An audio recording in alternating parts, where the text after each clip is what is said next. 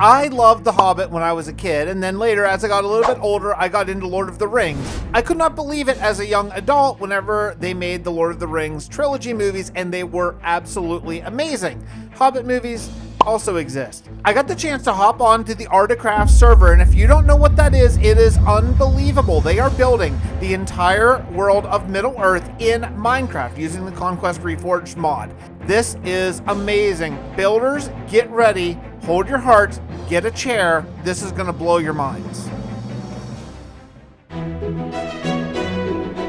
And there, where the white mountains of arid Nemeris came to their end, he saw, as Gandalf had promised, the dark mass of Mount Mindalluin, the deep purple shadows of its high glens, and its tall face whitening in the rising day. And upon its outthrust knee was a guarded city, with its 7 walls of stone so strong and old, that it seemed to have not been built, but carven by giants out of the bones of the earth.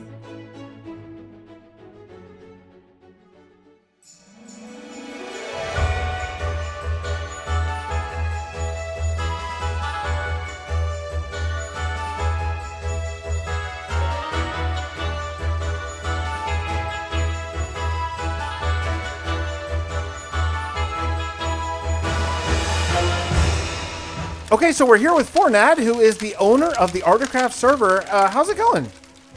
It's going really well, Fixxitt. Thank you so much for coming back on. It's been a little while, but we've got a lot of new stuff to show you. It has been a little while. It's been way too long. So you're on 1.18 now, almost current. It was the first time in my at least recollection that ArdaCraft has been really like cutting edge Minecraft, right? Yeah, absolutely. I mean, we're very excited to be on 118, and one of the reasons we're very excited is right in front of you. The new height limit that 118 has is doing wonders for our server, so I'm excited to show you some of the things we've done with it. I can't wait to see. So we'll take us around and let's see what you guys have been up to. Awesome. All right, so we are here at Minas Tirith, which is a place that has been looked forward to for a very, very long time on the Articraftserver. And for people who are familiar with Lord of the Rings, this place needs no introduction, but for people who are not, this is the capital city of the kind of greatest kingdom of men left in Middle-earth by the end of the Third Age. It is the place that is attacked and besieged towards the end of the third book, or the third film, and it is the place that Aragorn, the sort of one of the heroes of the story, is crowned and becomes king at the end. So it is an enormously significant location in Middle-earth's history. Has been around for over 3,000 years, and in building it, we are taking into account that very long history and trying to make it feel as authentic as possible, I should say. Yeah, I've been waiting. I've been waiting to see how y'all pull this off, and I'm not disappointed. The scale is absolutely staggering. You know, some things I'll probably reference this a couple times in the video, but some things don't translate as well on video as you do when you actually see it, like with mouse and keyboard control. This is unbelievable how it feels to just see this. So you guys are going up nearly to build height, I assume, on this one. This is a big one. Okay, so this is the main entrance, and I want to say right off the top of the video, you're basing the ArdaCraft, you're basing it on the books exclusively, right? I mean, maybe some inspiration from the movies, but this is really about the books, not the films. Yeah, that's correct. So something you may have noticed on the way in is that the wall of Minas Tirith is black, which it is not in the films. It's just white like the rest of it. But in the book, Tolkien described it as this black outer wall, which was made out of the same material as Isengard was. So we've gone with that. But the architectural style inside Minas Tirith is not a million miles away from some of the stuff you see in the films. There's a lot of inspiration from kind of Byzantine, Roman architecture, and some sort of Italian Renaissance influences as well. And it kind of all blends together to form a kind of feeling of, I guess, ancientry, history, that you would expect in such an old city. Yeah, this looks really great. I mean, it doesn't look like we're playing Minecraft. It looks like we're just playing some, Elder Scrolls 6 or whatever here. This is awesome. Yeah, exactly. Yeah, I mean, you do get that reaction from some people sometimes where they're like, this doesn't look like Minecraft anymore. It's like, well, for us, Minecraft is more of a, how would you put it, like a medium or a tool to recreate Middle Earth rather than playing Minecraft for the sake of Minecraft, if that makes sense. Yeah, sure does. Yeah. So and Conquest Reforged, the mod we use, gives us this enormous range of options that we can use to really bring this world to life in the best way we can. So what we'll do is we'll kind of wander through the city. Some of the stuff towards the back is more complete, but you can see kind of how we plan things out. So you'll see that things are built out of wool first. To get the kind of basic shapes down and kind of how we want the streets to feel as you walk through them. And then we'll go through and kind of work out, okay, well, what would these houses have been? What would their professions be? What would their use be? And then, detail them, add gradients, all the rest. And eventually you get a pretty convincing city feel to it. Yeah, I mean, this is just the immersion of this. And I'm looking at houses made of wool, and the immersion is just staggering. It's just great. Even as Pippin gazed and wondered, the walls passed from looming grey to white, blushing faintly in the dawn. And suddenly the sun climbed over the eastern shadow and sent forth a shaft that smote the face of the city. Then Pippin cried aloud, for the tower of Ecthleon, standing high within the topmost walls, shone out against the sky, glimmering like a spike of pearl and silver, tall and fair and shapely, and its pinnacle glittered as if it were wrought with crystal, and white banners broke and fluttered from the battlements in the morning breeze, and high and far he heard a clear ringing as of silver trumpets. Yeah, just to cut in here during editing, the immersion factor, I don't think I made a big enough deal about it, because it's one thing when you're watching these things on video, but to actually see it where I can control the mouse, it's like turning my head. I mean, I wish I could see this in VR, because I just can't imagine anything in Minecraft that I've ever seen that would make you feel more like you're actually living in this place in this time. It is just unbelievable. I cannot recommend this enough, and I know I said this like 6 times in the video, but I can't recommend this enough. Get on the server, go download the mod pack on CurseForge, the link's down in the description, get on the server and check it out for yourself. Yeah, it's awesome. So this as we pass through now, so I think this is going to be the Carpenter's District as we go through. So the different areas of Minas Tirith are all going to have their own little kind of guilds, specializations, professions, all that stuff, as you would have had in a medieval city. We want to give each area of Minas Tirith its kind of own flavor, its own character, so that it's worth exploring. It's not all the same, and I think we're achieving that so far. I would say.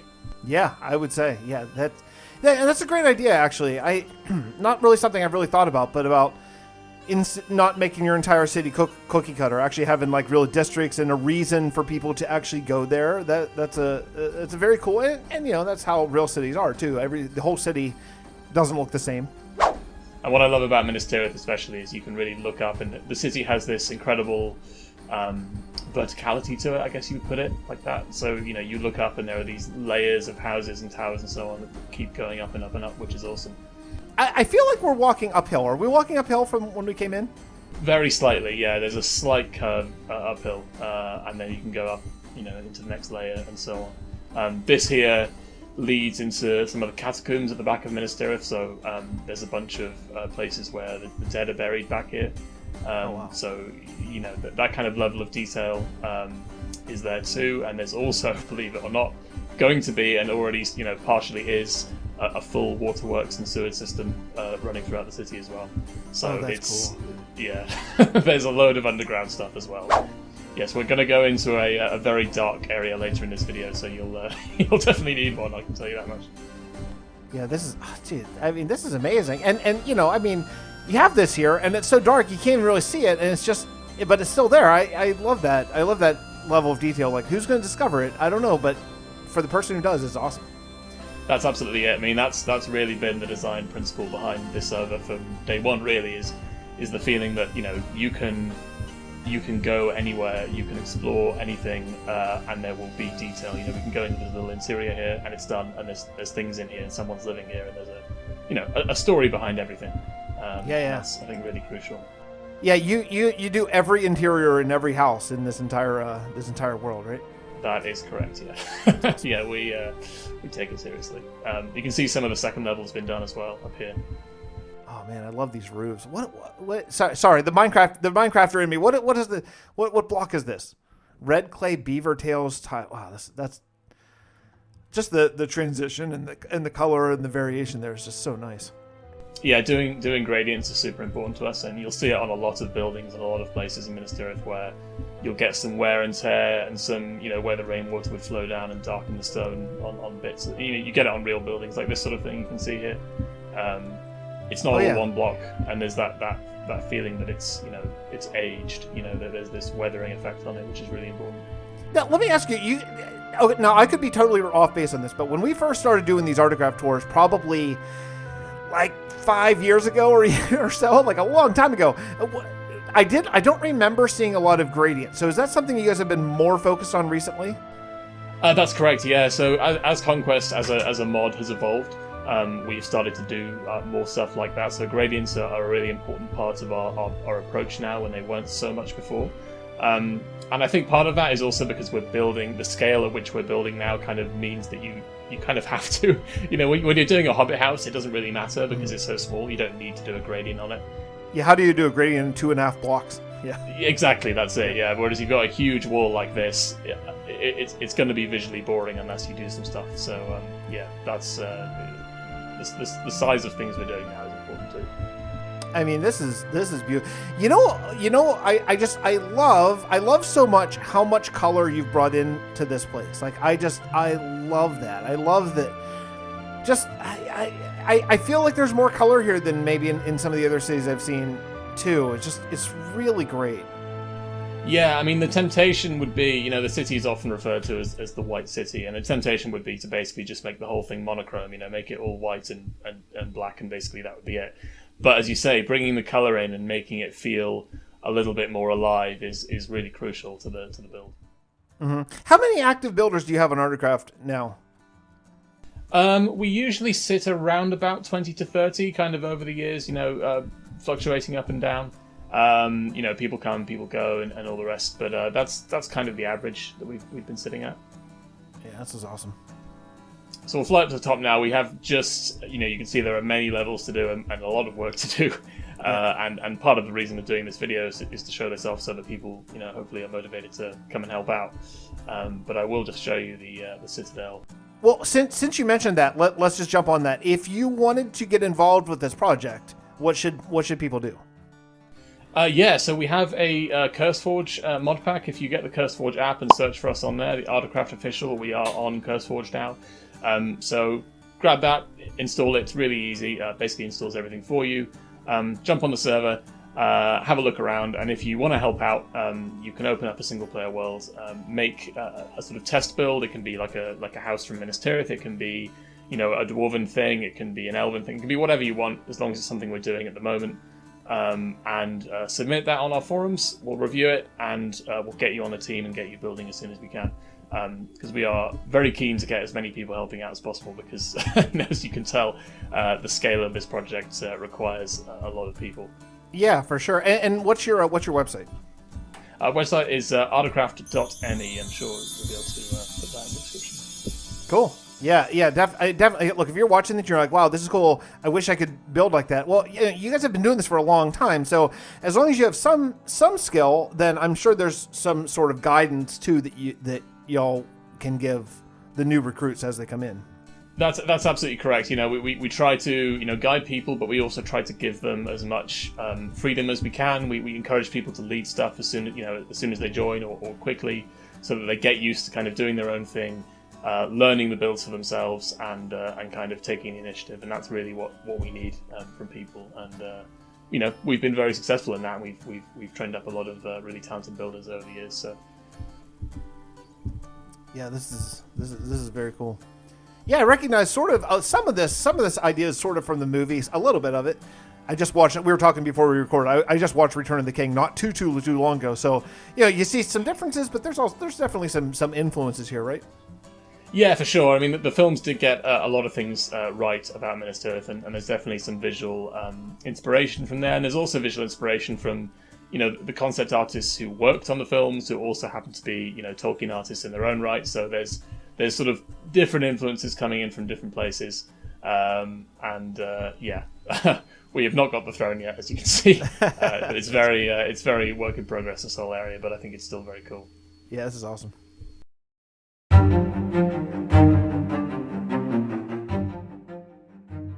In the pale ray of the wizard's staff, Frodo caught glimpses of the stairs and arches, and of other passages and tunnels, sloping up or running steeply down, or opening blankly dark on either side. It was bewildering beyond hope of remembering. There were not only many roads to choose from, there were also in many places holes and pitfalls, and dark wells beneath the path in which their passing feet echoed.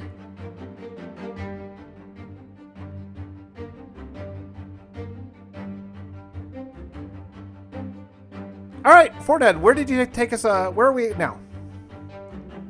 So we are now at the west gate of Moria. So people who have either seen the films or read the books, or both, will recognize this place. It is the place where the Fellowship reach. They try to find a way through the doors, and they are attacked by the Watcher in the Water. Luckily, the Watcher on the Water is not present on the server, so we are safe to kind of wade across the lake here and make our way over to the gate. Nice. Yeah, the Mojang devs haven't added the Watcher in the Water yet. Maybe 1.20. Not yet. No. Yeah. Exactly. The next update, for sure. So something I wanted to show you here, which is very cool, and it's one of the things we've got in our newest update, is well, I won't spoil it, but I'll show you in a moment. So what I'll do is I'll change the time to night. There it is. Oh yeah, it's okay. Yeah.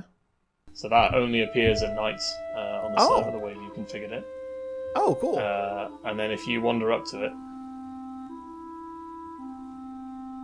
What? What?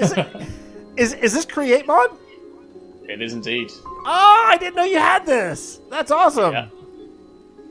It is a fantastic mod, which I'm very pleased we managed to get working with Conquest Reforged. And some of the effects it provides for these locations. Wow! I had no idea you had this. Well, that's super cool. Yeah, it's I mean, there's a few places where we use it, and it really does do a lot for the location and the sort of atmosphere as you walk in. So the way that we're doing Moria is at the moment is we are basically building it on a separate dimension because it is so big. There is no way to do it in the overworld under the mountains that we have. So hopefully it'll be a relatively painless transition. A bit like going into, I always say, it's a bit like going into a dungeon in Skyrim or something. Did I just get TP'd? I went completely black. Oh, maybe. No, you are still here. Oh, I'm back. Oh, no. Ha! I just mouse wheeled off my torch. Okay, just ignore me. I'm fine. Everything's fine now. Okay, Yeah, I have a very sensitive mouse. It is very dark. Sorry. Yeah. It was so completely black. I just assumed my game crashed or something. No, that's just Moria.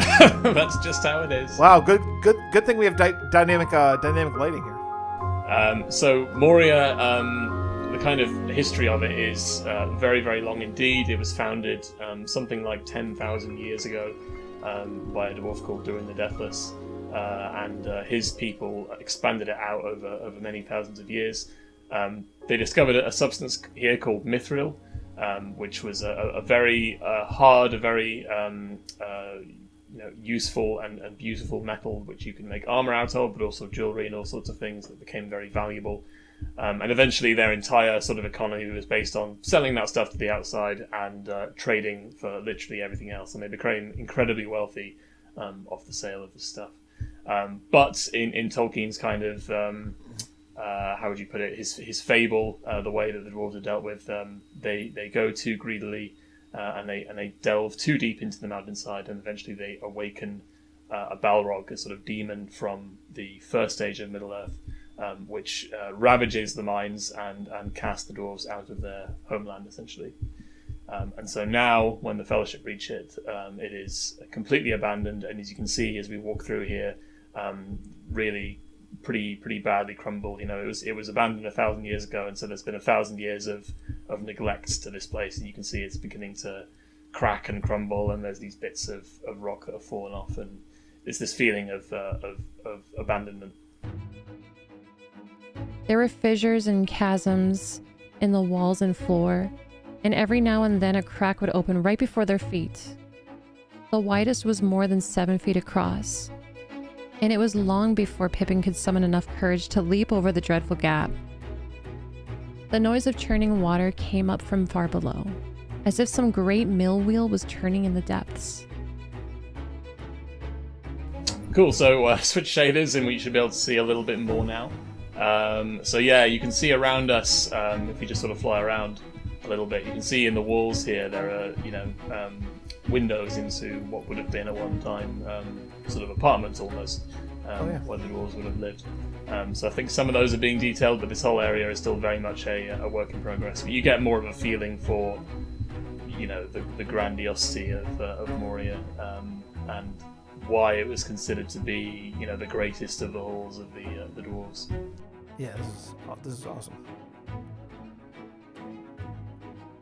What do the green lights mean? The green bars. So the green bars are marking out areas within the hall that are being worked on. So the little signs on them showing, who's working on this area and how it's being, organised and so on. Doing a project like this, as you can imagine, requires a lot of organisation. So that's kind of more of an insight into how we actually plan stuff and work on stuff. Yeah, you can see here like remnants of chairs and tables and stuff that they would have had.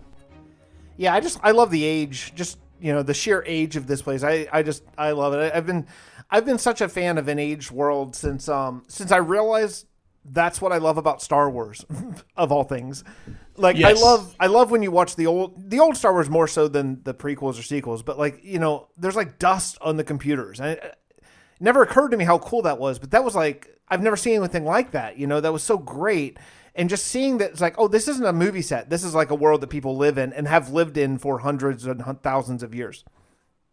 Absolutely, yeah. I mean, that's really crucial to everything we're doing, because Tolkien's world is so old and in many cases so ruined that you've really got to give across this feeling of history and places having been lived in and even lived in by different peoples over time, and showing that evolution is really important.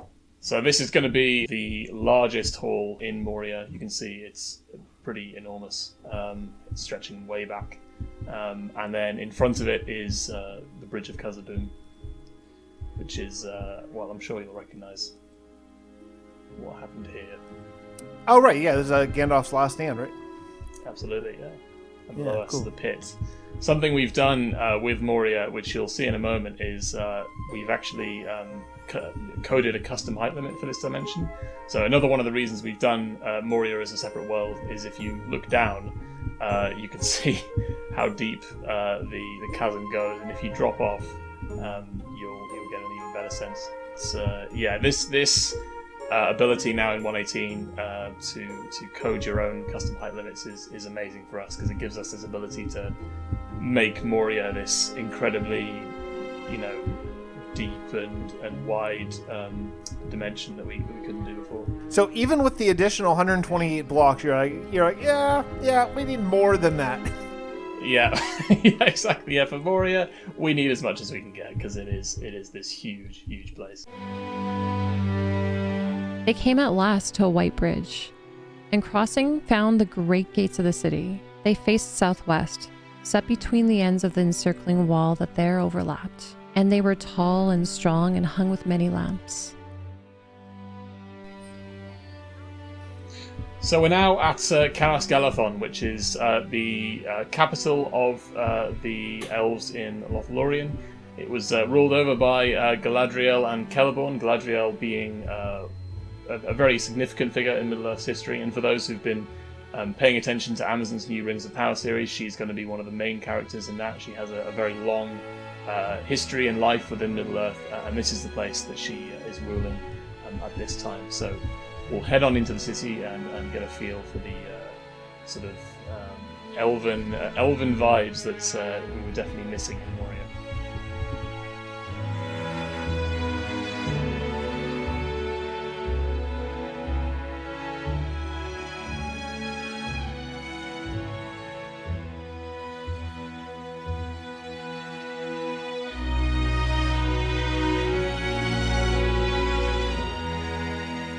Does when does the new Amazon Lord of the Rings series, when does it take place?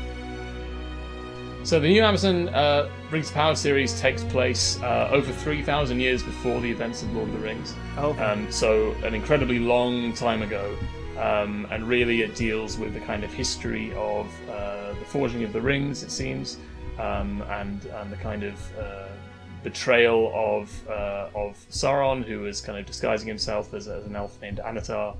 And when he forges the One Ring, he tries to dominate all the other races. As well as that, it's dealing with Numenor, which is the kind of ancestral island kingdom whose descendants founded the kingdoms of Gondor and Arnor. So Minas Tirith, that we were at the beginning of the video, that was a kind of remnant of Numenor in a way. But Numenor is destroyed and sunk under the ocean at the end of the Second Age for reasons that I'm sure the series will go into.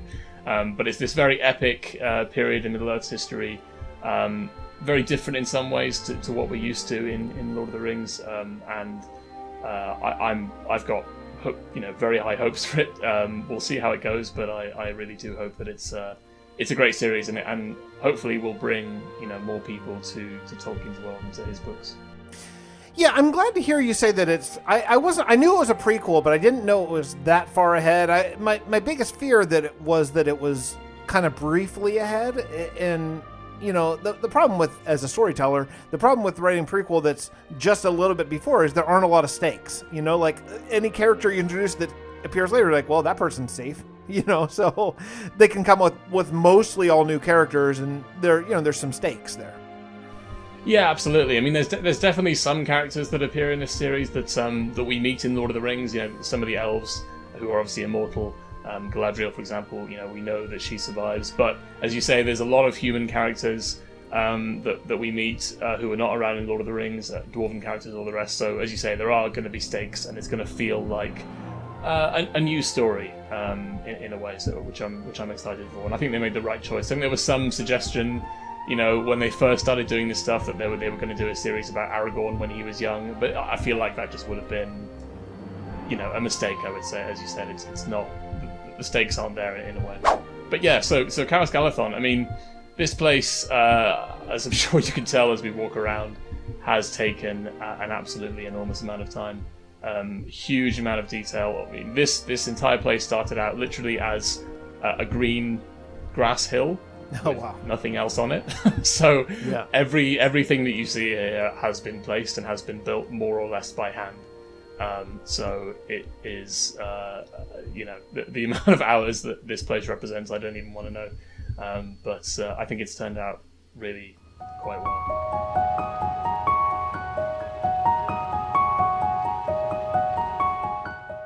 Haldir knocked and spoke, as the gates opened soundlessly, but the guards Frodo could see no sign. The travelers passed within, and the gates shut behind them. They were in a deep lane between the ends of the walls, and passing quickly through it, they entered the city of the trees. No folk could they see, nor hear any feet upon the paths, but there are many voices about them, and in the air above. Far away upon the hill, they can hear the sound of singing, falling on high like soft rain upon leaves.